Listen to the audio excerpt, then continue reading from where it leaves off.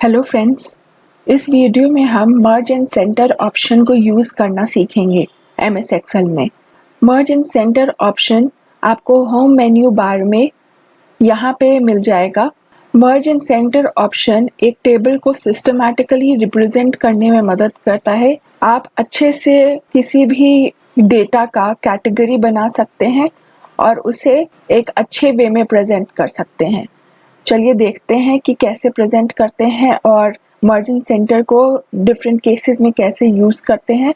जैसे हमारे पास ये टेबल बनी हुई है, तो ये देखिए ये टेबल इन हेडिंग्स के अंडर बनी हुई है। तो यहाँ पे कुछ हेडिंग्स हैं जैसे maths, English, science, Hindi, social science.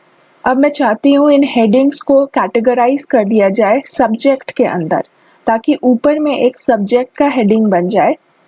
तो चलिए देखते हैं कैसे बनाएंगे। उसके लिए मैं इन 5 सेल्स को सेलेक्ट कर लूँगी क्योंकि ये 5 सब्जेक्ट है। यहाँ पे मुझे सब्जेक्ट लिखना है। तो जब मैं मर्ज एंड सेंटर को यूज़ करूँगी तो देखिए ये जो 5 सेल्स हैं वो एक बन जाएगा।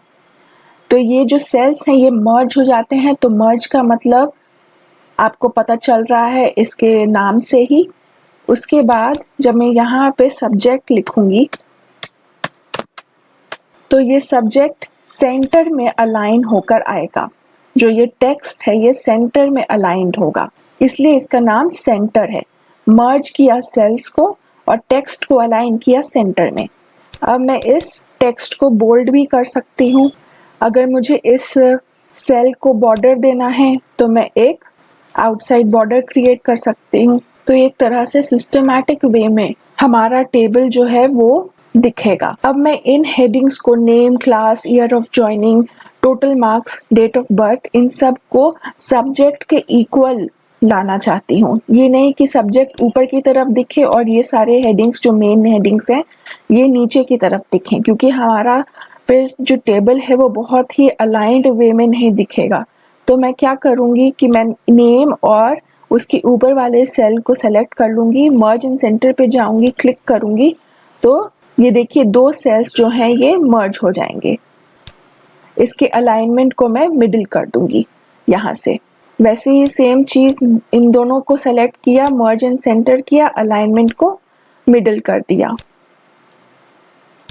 जो सेल्स हैं उनको मर्ज करने में मदद करता है मर्ज एंड सेंटर का ऑप्शन, और आप टेक्स्ट अलाइनमेंट में से उसका अलाइनमेंट चेंज कर सकते हैं। ये देखिए,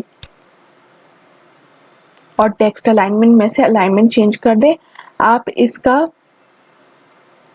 एक बॉर्डर भी फॉर्म कर सकते हैं। इन सब सेल्स को सेलेक्ट किया, ये मर्ज हो गए। इन सब सेल्स को सेलेक्ट किया और एक आउटसाइड बॉर्डर क्रिएट कर दिया।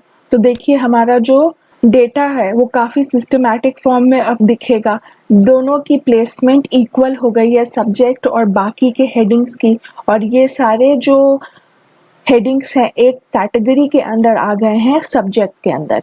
अब अगर मैंने ये वाले सेल को सेलेक्ट किया, ये 2 सेल को मिला के बनाया हुआ एक सेल है मर्ज एंड सेंटर के ऑप्शन के थ्रू। अगर मैं अनमर्ज सेल्स पे क्लिक करूं तो हम पुराने वाले पोजीशन में पहुंच जाते हैं। 2 सेल्स क्रिएट हो जाएंगे। देखिए ये हॉरिजॉन्टल लाइन फिर से आ जाएगी। मुझे फिर से सेलेक्ट करके इसके मर्ज एंड सेंटर करना होगा ताकि हम ओरिजिनल पोजीशन पे पहुंच जाएं। तो अनमर्ज भी कर सकते हैं आप, और फिर से आप मर्ज एंड सेंटर कर सकते हैं।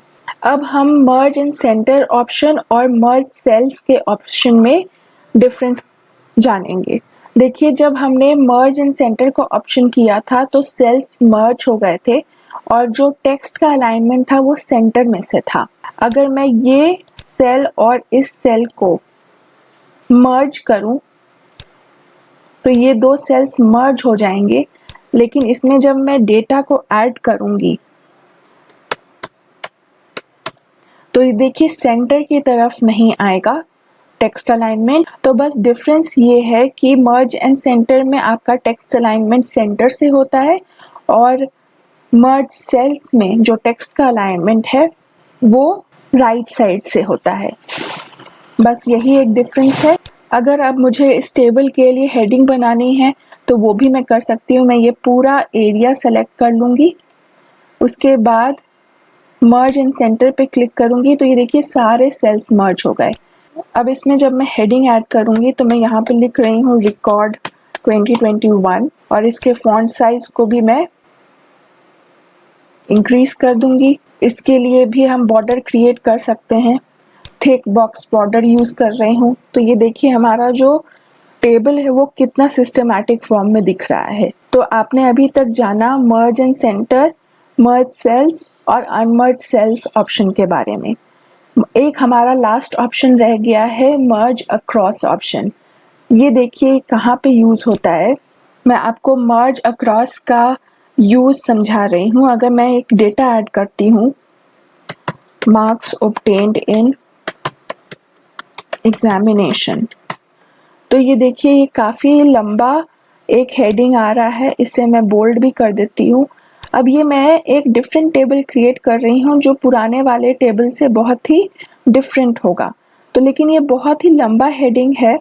ये जो डेटा आ रहा है ये इन दो कॉलम्स को मिलाकर आ रहा है। अगर मैं अब ये कॉलम के लिए स्पेस क्रिएट करूँगी ड्रैग करके तो हमारा टोटल मार्क्स वाला, डेट ऑफ बर्थ वाला जो एरिया है वो ख़राब होगा, वो तो होगा ही नहीं और ये टेबल ख़राब हो जाएगी। तो उसके लिए क्या करते हैं, इन 3 सेल्स को सेलेक्ट करूँगी और मर्ज एंड सेंटर में मर्ज अक्रॉस कर दूँगी।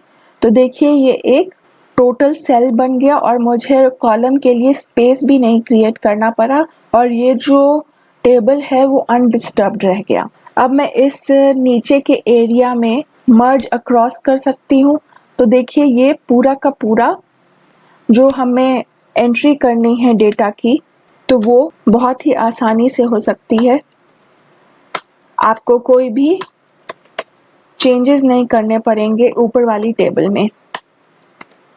अगर आपको इसके अलाइनमेंट को चेंज करना है आप इसे सेलेक्ट करके इसे सेंटर में कर सकते हैं।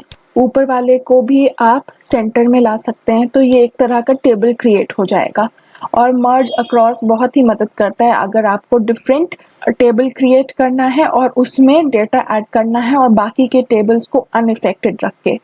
उसके लिए एक पर्टिकुलर स्पेस, अगर आपको डिफरेंट टाइप का स्पेस चाहिए अपने टेबल के लिए तो उसके लिए मर्ज अक्रॉस ऑप्शन बहुत ही बेनिफिशियल है। तो अब आपने चारों के चारों ऑप्शंस जाने, merge and centre, merge across, merge cell और अनमर्ज सेल्स। तो ये था merge and centre option home menu tab में। अगर आपको ये वीडियो अच्छी लगी हो तो इस वीडियो को लाइक कीजिए और चैनल को सब्सक्राइब कीजिए। वीडियो देखने के लिए आपका बहुत बहुत धन्यवाद।